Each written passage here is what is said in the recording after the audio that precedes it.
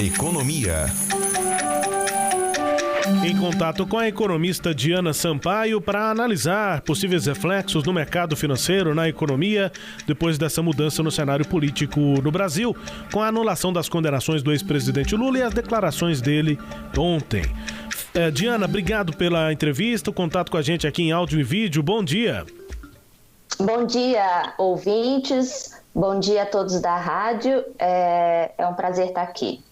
Obrigado por nos atender. Diana, tenta nos explicar, assim, no dia da decisão do ministro Fachin de anular as condenações do Lula, a gente viu o dólar subindo. E aí a gente tem a impressão de que isso é ruim.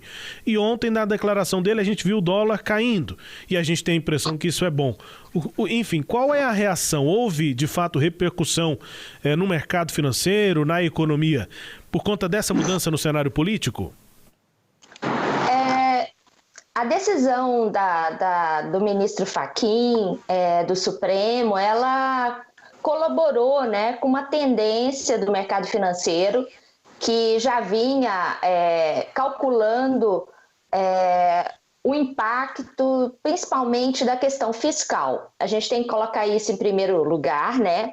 Claro que instabilidades políticas também corroboram, né, com essa insegurança do risco do país, mas com certeza o que mais o mercado financeiro está preocupado no momento é a questão fiscal brasileira.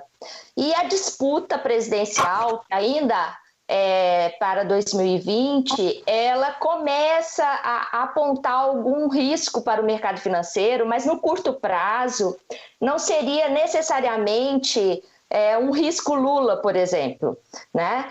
O que está se prevendo no mercado financeiro é um risco de que o próprio presidente Bolsonaro, né, visando uma reeleição, ele tome atitudes mais populistas e acabe impactando na questão fiscal. O resultado ontem no Congresso, ontem de madrugada, né, que votou a PEC emergencial, já acalmou os mercados, né, inicialmente. Então, já houve uma retomada. Eu acho que fica parecendo que tudo está vinculado à questão da elegibilidade do Lula ou não, mas não é necessariamente, tá? O mercado está mais atento para a questão da estabilidade fiscal nesse momento e está calculando isso e já vinha numa tendência de quedas em virtude dessa incerteza. Nós estamos, obviamente, o mundo inteiro está em meio a uma pandemia, com necessidades de gastos para além da arrecadação normal. Então há toda uma preocupação nesse sentido, né? O mercado ele fica atento a esse equilíbrio fiscal que deve ser minimamente controlado e mantido, né? Então, o que eu ia perguntar, Diana. Eu ia te perguntar isso, se no momento de pandemia o mercado ficou observando esse possível descontrole fiscal com temor, mas também dá para entender que o momento é esse, que algum descontrole vai haver, ainda mais por conta dessa situação que o país vive, que o Brasil especificamente vive, é o epicentro hoje do coronavírus no mundo, né? Claro, claro.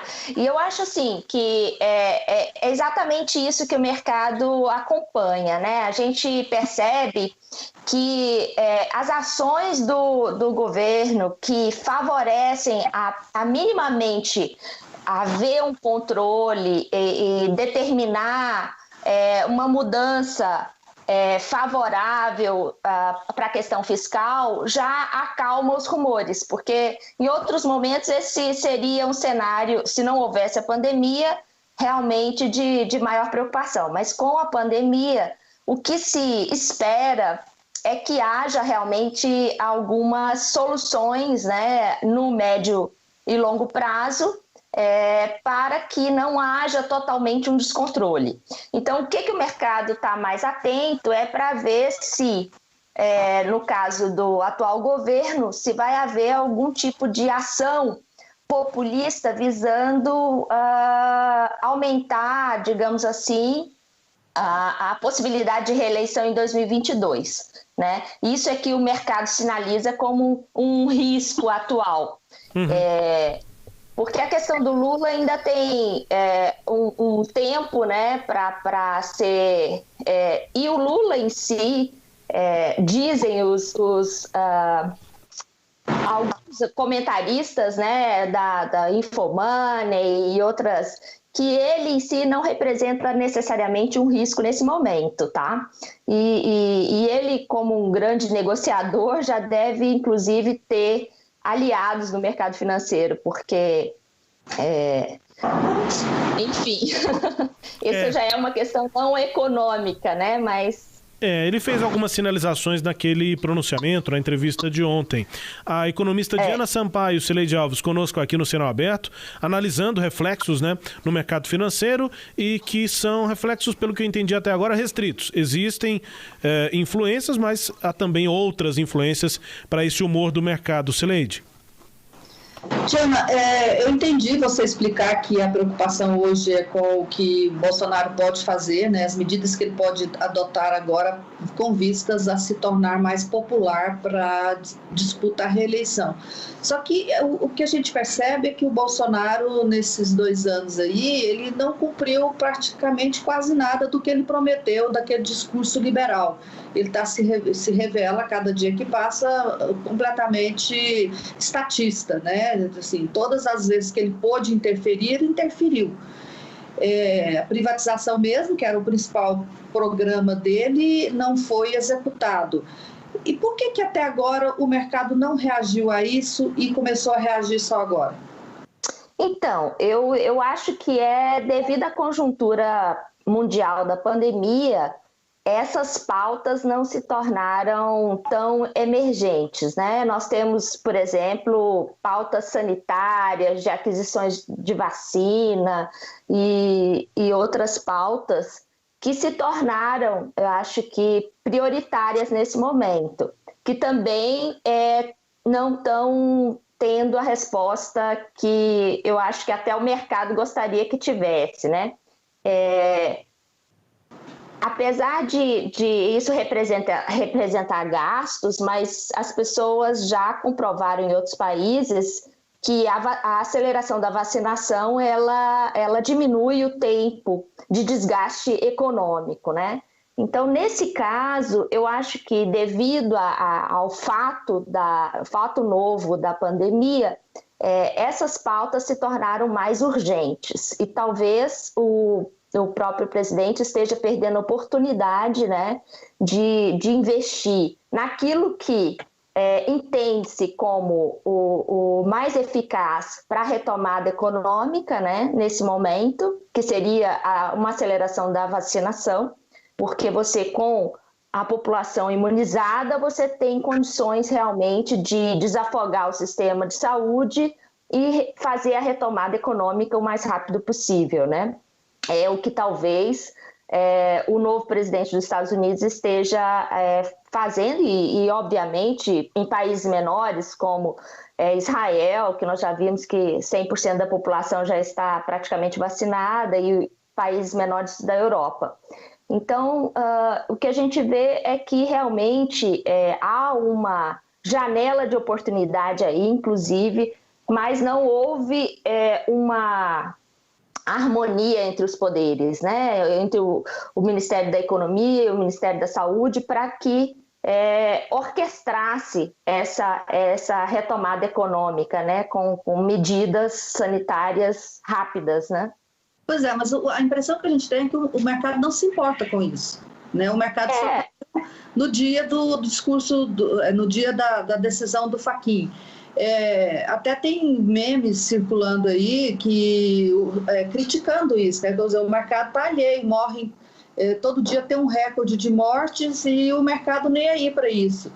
Então, assim, nós estamos num momento de uma crise sem precedentes sanitária e de um governo que não está tomando medidas eficazes, né? Haja vista que nós não temos vacina, os governadores estão pedindo uma ação do presidente e ele está se recusando a fazer, e o mercado está tudo bem, o mercado está vivendo um mundo paralelo. Como é que é isso? Eu acho que você tocou no ponto-chave aí, né? É que como existe também essa aliança entre os governadores, eu falo aqui do estado do Pernambuco. Atualmente estou vivendo aqui em Recife. E aqui no Nordeste existe inclusive um consórcio dos governadores, né? E eles também, aliados nacionalmente com os outros governadores, eles estão pautando essas questões, né, de uma forma mais eficaz, eu diria, né? E o mercado também está atento para esse tipo de ação que é tomada no âmbito do Estado, né? Do Estado em nível de esfera de Estado, pelos governadores, né? Que estão tentando fazer com que a economia não pare, né? Pernambuco, por exemplo, foi um dos estados que menos teve impacto financeiro, econômico, de arrecadação no Brasil, né? Então, talvez a gente pode atribuir isso para que as medidas do governo do estado do Pernambuco foram eficazes, né? Conseguiram conter esse desgaste do produto, né, do Estado. Então, assim, eu acho que o mercado não está totalmente alheio à questão, às ações relacionadas à pandemia, mas ele vê que, mesmo o governo federal não tomando as medidas e não unificando essas medidas, alguma coisa está sendo feita, né? E principalmente pelos governadores, né? Eu diria até também pelos prefeitos, mas em especial acho que os governadores têm tomado medidas para conter a proliferação maior e o desgaste maior econômico, né? E nesse sentido eu acho que não existe uma sensibilidade maior no momento relacionada à questão da campanha presidencial. Mas, retomando ao porquê do impacto depois da decisão do Fachin, é que a Lava Jato ela representou, digamos assim, para o mercado, ela sinalizou inicialmente uma ação de preservação da Petrobras, com combate à corrupção dentro da Petrobras, mas a questão isolada do Lula não é central nesse processo, né? O mercado estava muito interessado mesmo no combate à corrupção dentro da empresa, que é uma coisa que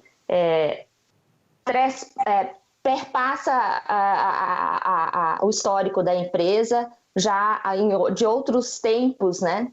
E isso que traz essa instabilidade jurídica que pode ter abalado o mercado, né? Eu acho que o fato de que outras ações podem ser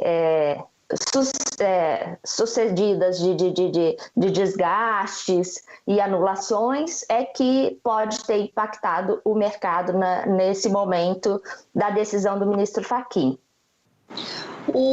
A economia real está dando sinais de enfraquecimento, né? O desemprego está alto, o crescimento da indústria caiu, né? A produção da indústria caiu. Esses dados, eles não impactam o mercado? Olha, com certeza, né? Mas como eu te falei, assim, no dia a dia, isso está sendo entendido como um momento histórico, né? Que está relacionado com a pandemia especificamente. É igual eu te falei, já existia um cálculo desde o início da pandemia que a economia brasileira ia encolher no mínimo 10%. Se ela encolheu 8%, já estamos no lucro em termos de estimativa de perdas econômicas, né? Então, assim, de fato, eu acho que toda ação, mesmo que no âmbito, em nível de Estado, ela ajuda, né, a conter esse gargalo da estagnação econômica, né? Então, assim, ontem, por exemplo, eu vejo que na questão fiscal existia alguns problemas, né, na lei e que foram corrigidos. Por exemplo, a extinção de alguns fundos, como os fundos de investimento em desenvolvimento da informática, por exemplo, né, que é um fundo muito importante aqui para Recife, onde nós temos um porto digital. Seria uma tragédia, por exemplo, para a economia, se nós cortássemos a obrigatoriedade de investimento nesse fundo, né? O fundo de Manaus, lá da Zona Franca, e outros fundos que movem alguns setores da economia que são fundamentais. Então, assim, o mercado está atento para isso, né? Que haja soluções fiscais, mas que não prejudiquem a economia em si, tá? E como você falou, assim, a questão da interferência, né? A questão do você tem ali um atento controle de que realmente o governo Bolsonaro e toda essa assessoria militar não modifique e não interfira realmente em questões delicadas, como, por exemplo, nós tivemos aí uma rejeição do mercado à indicação inicial do dirigente da Petrobras, né? Então, assim, o mercado está atento para essas ações que realmente sinalizam algum tipo de controle, né? Rubens. Diana, era isso. Muito obrigado pela disponibilidade aqui de conversar com a gente, nos ajudar a entender esse cenário econômico aí. Um bom dia para você, bom trabalho aí. Obrigada, um bom dia para vocês, bom dia, ouvintes. Obrigado pela disponibilidade aqui de conversar. Um prazer ter te ouvido aqui. Obrigado pela disponibilidade. Destaque a íntegra da entrevista com a economista, analisando aqui, né, esses impactos no mercado, no cenário, a Diana Sampaio, conosco aqui no Sagres Sinal Aberto. Destaques a íntegra dessa conversa você confere lá no nosso portal sagresonline.com.br.